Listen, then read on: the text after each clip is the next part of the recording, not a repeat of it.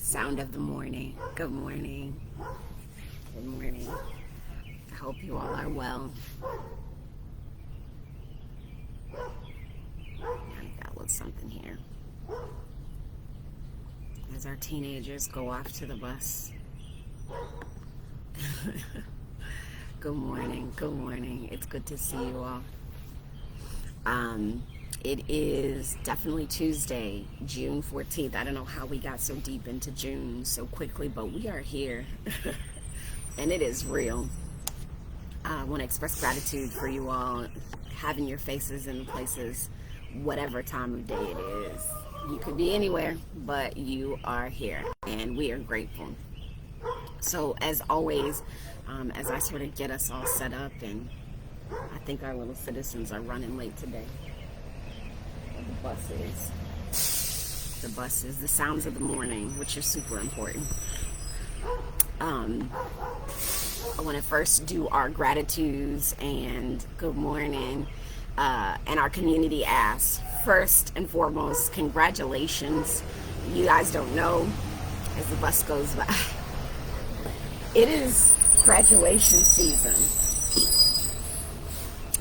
It is graduation season, and today and tomorrow, all of the schools in the city of all of the high school seniors, eligible seniors, will graduating from high school between yesterday and today.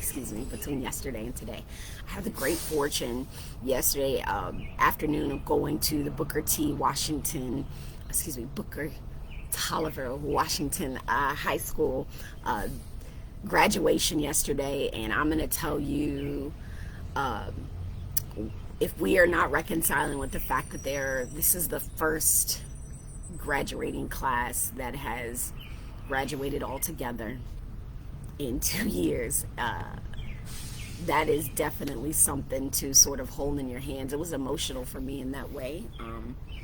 I did get the opportunity to, I was invited by a young lady by the name of Ayanna Askew, who has been a powerhouse in our community, and I will be sharing her graduation speech, as it was more than phenomenal.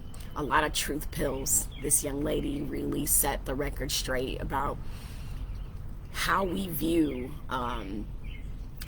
schools like Booker T. Washington and the products that come out of those schools, and valuing them, and then those citizens valuing themselves in spite of the way our city and our schools are marketed. So, like, I am so excited about the future, just listening to both the valedictorian, the salutatorian, who was also an immigrant who moved here when she was 12 years old from the Philippines, telling their stories, telling their redemption, telling their kinship, and really talking about how they as a class have molded each other and are off to do great things. It's a beautiful thing. With that being said, I want to thank to all the families and the folks like What's in Your Closet. This week we put out a post just asking for support for any high school senior that was graduating that may not have had the right shoes, pants, or clothes, because on Friday many of the high school seniors were told, hey, you won't be able to walk if you have on tennis shoes, or if you don't have black slacks or a tie, or all these things. And recognizing right now we're in a place where gas and groceries and just like associated costs of graduation, the cap and gown is $50 alone. Just recognizing the kinds of times that we're in, and as a friend brought up to me, we have a public school system that for 2 years has provided breakfast, lunch, and dinner to the majority of the population, offered it for free. So when we recognize like our demographics and folks that we're dealing with, then we have to sort of bend and flex in a way that allows everyone to show up to the table, knowing who and what we're servicing. And that's what these lives are about, is really recognizing who and what we're servicing. I know this is just one piece of the puzzle, showing up on lives, but as I told you guys before, we sent out mail to most of our residents in the 89th that are 75 or 65 and up, because we have a certain mail allotment. We keep doing our town halls. We will continue to have points where you all can interact. That is really important to us. So we are grateful to be here, where you may not get all the touch points. All we ask All we ask is that you that when you do engage, that you share this engagement. Yeah, and shout out to Heejin who donated a suit. Yep. Like, so many people showed up, and that's why I want to thank, the families helping families. Just and then shout out to Kathy Shelton who actually brought this to our attention, right? Like, this is real, right? This is real. So Friday I am back in Richmond. I will be finishing up. All the legislators will be called to Richmond to sort of finish up the budget. I trying to know what to expect. When I know something, you guys will. As far as I know, we know that the governor is still tinkering with the gas tax, and we talked about that the other day when I was talking about, when you take away tax, you stop paying for something, and so you've got to sort of figure out that process of being able to still take care of business while removing costs, because the fact of the matter is that everything comes at some sort of a cost. But we have to weigh those things, and those are not easy votes, but we take them. We take those votes. But we are always welcome. We are always open to your feedback. I did receive, and I'll get into that. In a bit. There is, and I'm going to put this opportunity out there, knowing that I'm going to need to provide you with more information. Some years ago, when well, let me start here. We have a Department of Diversity, or of Diversity, Equity, and Inclusion, and you all know that recently I just served on the Mayor's Commission for Social Equity and Economic Opportunity, and we're still looking, right, for our findings to become results. But one thing that came out of our city's Diversity, Equity, and Inclusion Office and Economic Development Office, this is a super amazing opportunity that I would be a failure if I did not share with y'all. So what our city used to have, and then we'll get into state stuff, right? What they used to have was a custodial contract that was worth $2.3 million, right? One person had this one contract to clean city buildings for $2.3 million. And so it was brought to the attention that, cleaning businesses can be a low barrier to entry. Now, as you scale up, right, and you need different equipment to clean different places, that changes. But it can be an entry point. And so they took that $2.3 million contract and broke it into 8 smaller contracts. 2 big contracts to clean like big buildings, right? And so anybody can apply for those, right? The two big building contracts.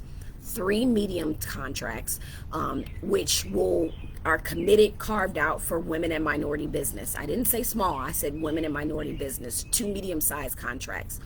And that, I think, I don't know if those include like the courthouse or something, but there are 3 medium-sized contracts, and then 3 small contracts, which those contracts could make anywhere between 22 and 30K.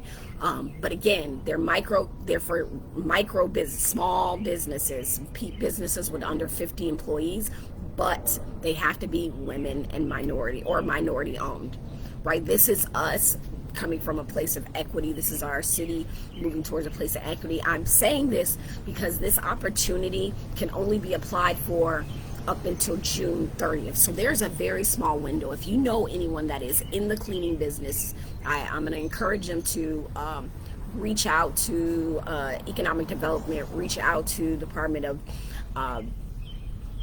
Diversity, Equity, and Inclusion, and seek out this opportunity.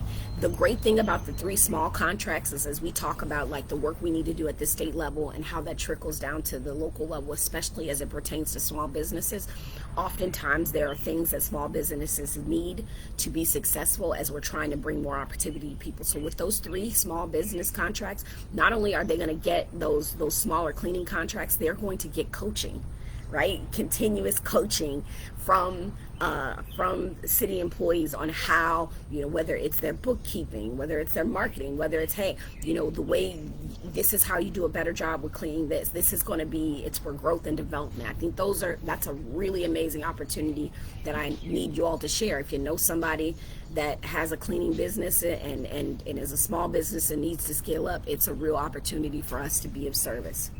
With that, let's get into the state news, right? So, as I said before, I will be up in Richmond on Friday. I am still waiting for the governor's amendments. So what will happen on Friday is, we know that the governor received the amendments that we voted on June 1st, last Thursday. And as I told you guys, when we vote on those amendments, especially with the budget and stuff like that, he gets 7 days to make his suggestions, his whatever he wants to do. That 7 days will be on the 16th. And we're going back in the 17th. And what we've typically seen this executive branch do is that, they'll hold things until right before. I don't know what that's about, but hey, that's the time that he's given, or the executive branch is given, and that's the time that they take. And so we will probably get everything on the 16th. Have to read and go through all of those amendments, and then show up on the 17th and vote them. So I suspect the 16th, I'm clearing my calendar. There are about 30 pieces of legislation plus the budget, which is a whole deal, right, in itself, that we'll need to go through to know what the heck we're actually voting on and what came down. These are instances where we heavily rely on media, right? Not heavily, let me not say heavily, where a portion of it is relying on media and experts and things like that to sort of see some of the call outs, but it's also incumbent upon us, right, as legislators, myself, to go do the digging and reading and make sure that it's digestible for you guys, because that's our job. So more to follow when those things come down, and like I said, I suspect that will happen on the 16th, which will be Thursday. Many of you got a little card in the mail that says that your precinct has changed, right? It told you you're ward this, you are congressional district this, you are General Assembly, or whatever district that. This is preparing us for the consequences of redistricting, right? So good morning. We gonna stay woke, yes. So this is gonna help us prepare for the outcomes of redistricting. As many of you may or may not know, but we don't know now, is that we had a process in 2021 where we voted on how we were going to redistrict. That happens every 10 years or so because of the census, which is why the census is really important. Connecting these dots. So those of you guys who have been here with us, we're going to keep connecting them as we get new people involved. And I want you to be able to explain this to folks too, so that when we start trying to understand why things are set up the way they are, that we understand that it is a consequence, whether it's positive or negative, of action or inaction. Census guides a whole lot of stuff, specifically representation and assets and resources. So the way the population shifted in the census tells us how our district needs to be redrawn. There are 8 million people in the Commonwealth of Virginia. There are 100 delegates, so each of us end up with about 80,000 people to represent. That's a lot of people to represent. If you ask me, again, I think we probably need more representatives, to be quite honest, to really take care of people in a meaningful way, especially with the way our politics are polarized. It's really, I think it would be of service. So anyway, we are redistricting. Our process did not work. There was a stalemate. We should have ran on new maps last November. So redistricting vote was 2020. They tried to do all the redistricting stuff so that by 2021 we would run off of the new maps. That did not happen because our process imploded. And so we ran for office. Everyone in the General Assembly ran for office on old maps. Or everyone in the House of Delegates read on old maps, which are not representative of what the population shift looks like today. And so there's a court case. There was a court case by a gentleman named Paul Goldman to make us run again this year, right? Run in 2022. So that would mean the House of Delegates is elected every 2 years. The state Senate is elected every 4 years. So in 2023, the Senate is up 3, the Senate is up, and next year would be our actual year to vote to run, which means we'll end up running 3 years if they make us. That court case was dismissed because they said the plaintiff had no standing. Well, a gentleman filed another complaint last week, and there was a hearing yesterday, and about making us have to run this year. This is something we're sort of like just trying to suss out what the Judge Novak in the case says, that he really felt like that it was not handled appropriately, both by the previous Attorney General and the current Attorney General. The previous Attorney General filed an appeal immediately when hold on, I'm gonna let my dog outside because he's gonna scratch up my door.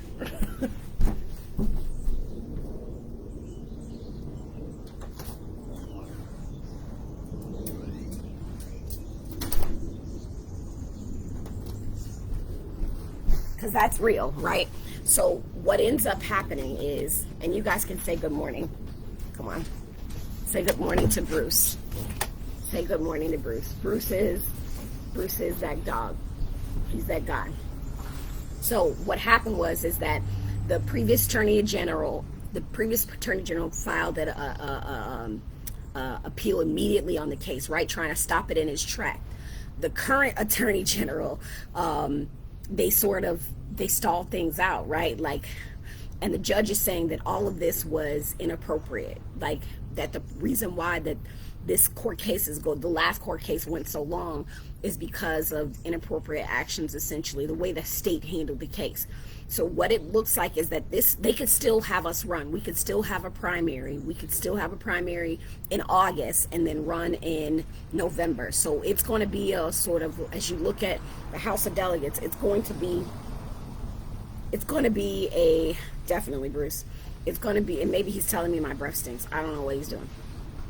But it's going to be a journey as we navigate whether or not we're going to have to run this year. And that's important to you all, because my district, the district that I currently lived in, shifted heavily. So whereas the 89th district is the majority of the west side of the city and the south side, Ghent all the way down through Ingleside down to Berkeley, the new district that I am in is where I am at in Ballantyne, all the way up to some portions of Ward's Corner, over to Military Circle, down in the Popular Halls area, up Rosemont, Norview, that area. So it was a shift, right? It was a huge shift. So when that does happen, I need you guys to make sure that you're paying attention to the districts that you're voting in, because some of you, I may not be on your ballot. But remember that we work for the Commonwealth of Virginia, so we're working for all residents.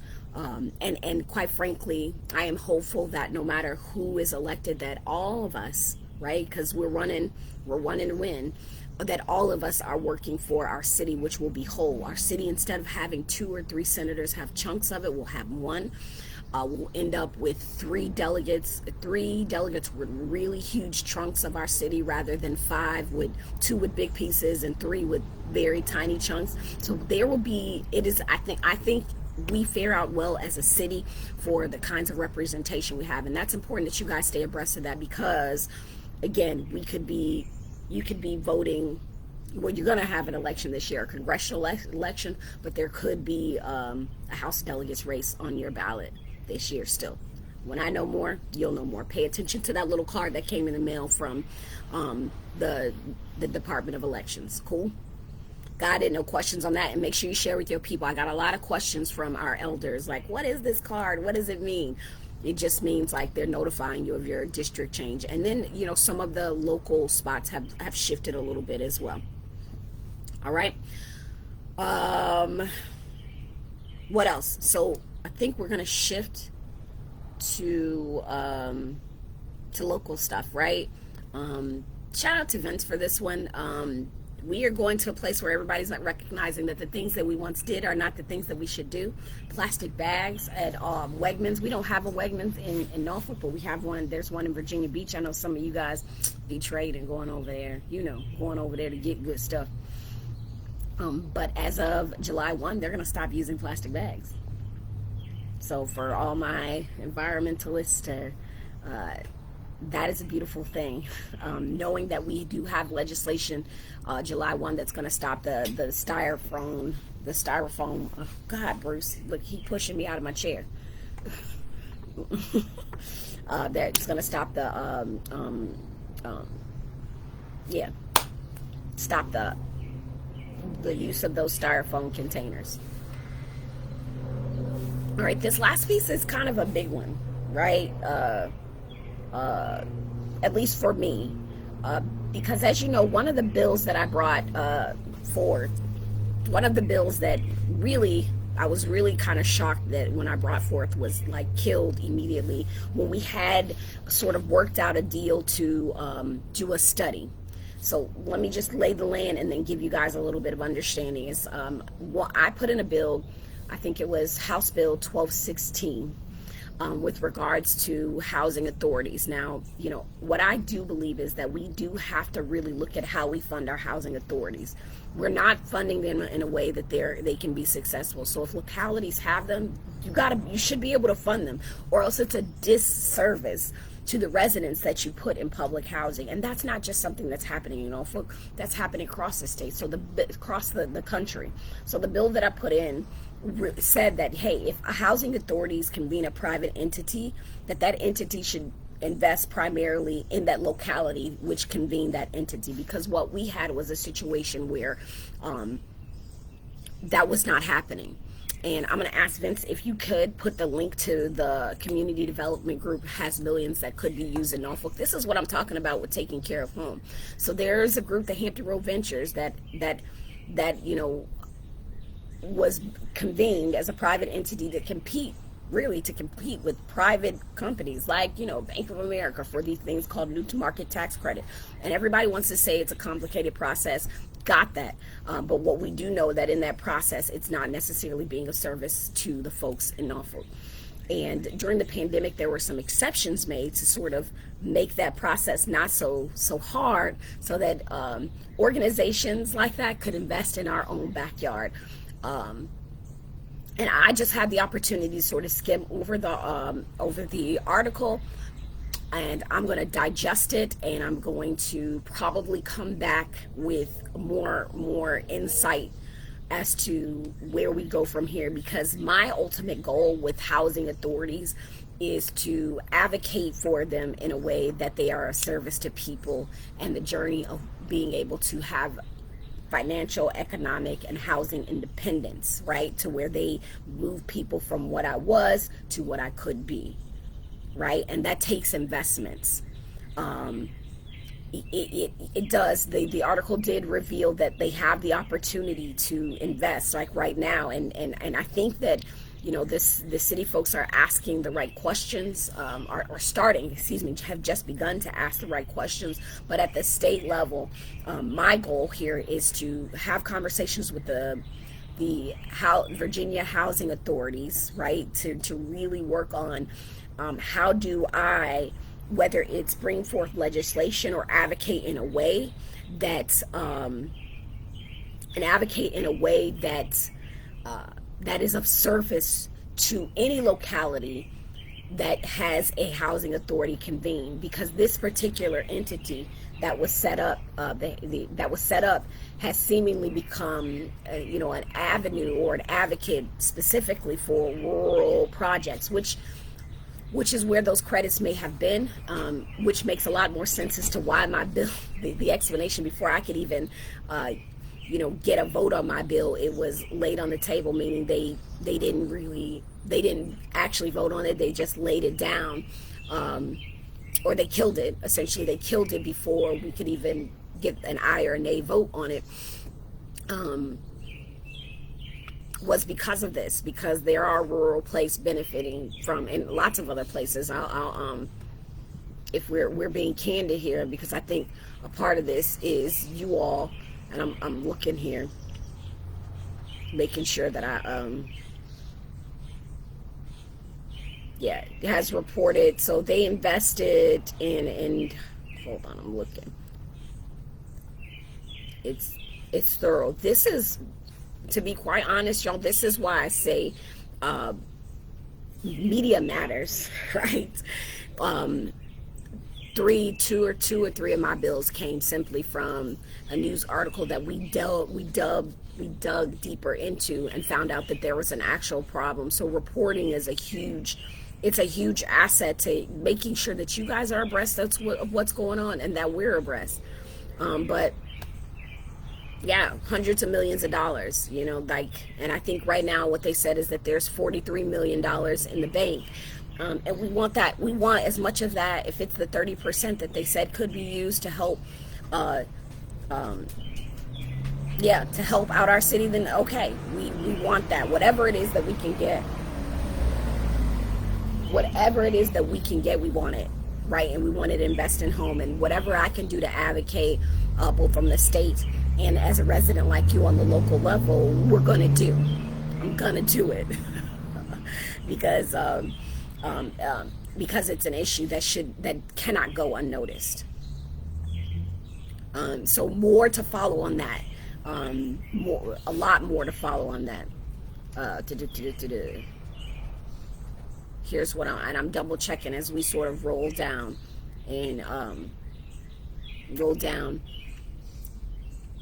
I think I want to just prepare you all for, financially what's happening.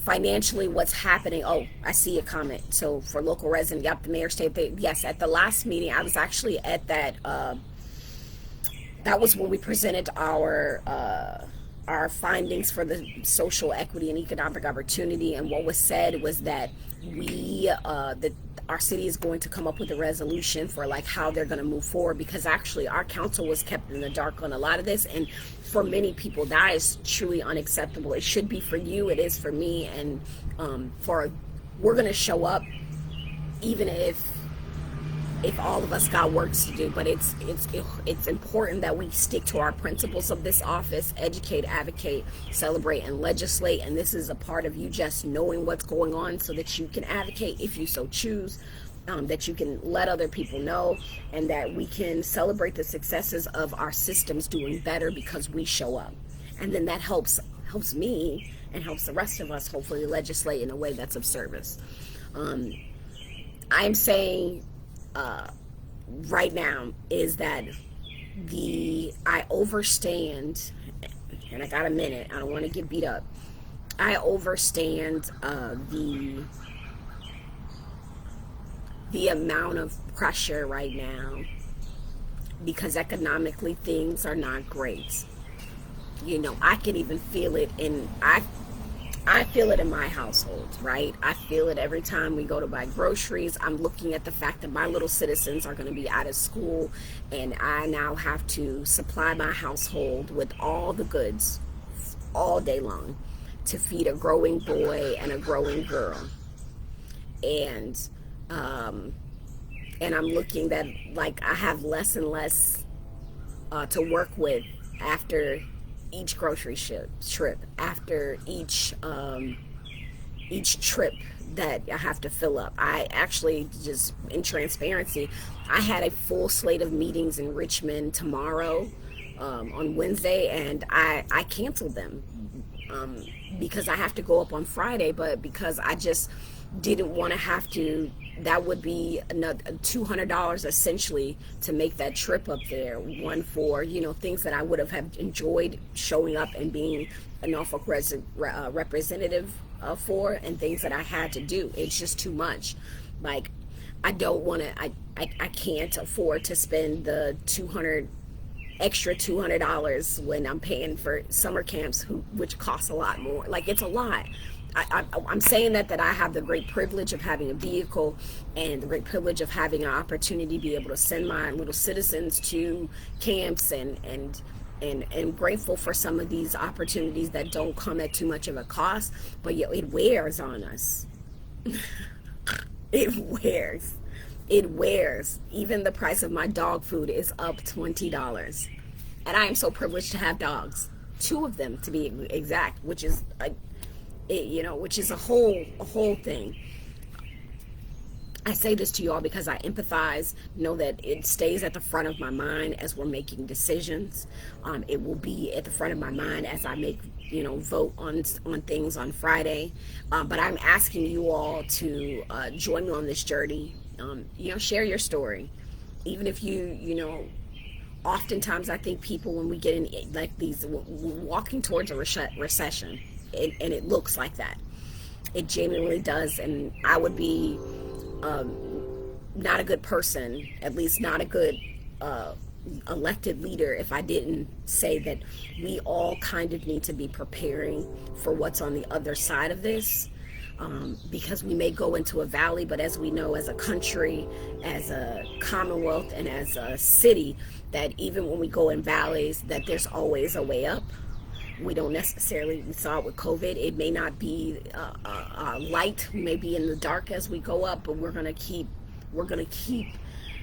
try to be on the upswing as soon as possible. But preparation is key. We are going into, I think we're actually in hurricane season, so it would behoove us to start stocking up on what we can, like canned goods and things like that. I don't know what the season is going to look like. I looked at the NOAA, and they said that we could have more named storms as we deal with climate change, and that it may be a rough latter end of this. It is a lot to hold, and for some of you, I know it is very heavy. But please do not reach out. 211, and I would love it. I'm going to put it in the chat that 211, if you're in need of resources or anything, I probably should have said this at the beginning as well, is that 211 is a huge asset. I had to call 211 the other day to get a mental health resource for someone close to me, right? Like 211 is all the things. It is all the things. We've got to make sure that we have the resources on hand so that when we get in a jam, that we can take care of ourselves, right? So no matter what it is, if you're having a housing issue, call 211. If you have anything, like our office is here to help too. So I'm gonna put that in the chat too. J Glass at HOUSE. Yeah, it's beautiful to be outside. And I'll say this is that recognizing, yes, I'm outside. However, guys, there's a heat wave advisory for today. So be mindful, right? That it's not a game out here. Make sure your AC, if you haven't got it serviced, that it's getting serviced, and that we're doing the best that we can do. And if you need support, we're here for it. But until next time, a fun fact: EPA is discussing naming heat waves the same as hurricane, and that is serious. Yes, Vince, thank you for that. I lost my grandfather in a heat wave in 1995 heat wave in Chicago. He was working. Like heat waves are nothing to play with. And I don't know that Virginia has had them heavily, but in the Chicagoland area growing up, we oftentimes had heat waves, which are really dangerous for our seniors. So if you have a senior in your neighborhood, I'm going to advise you as a certified doer to start checking in on them. And also, this week, the graphic will be coming out for Certified Doer Summer School. Those are our policy work groups, which will start at the end of July, early August. So y'all be on the lookout for that. I'm going to stop because the birds are telling me, yeah, cut it off. Cut it off. I will see you guys on Thursday. Until then, you know where to find us if you need any help, any support. You all make it a great day.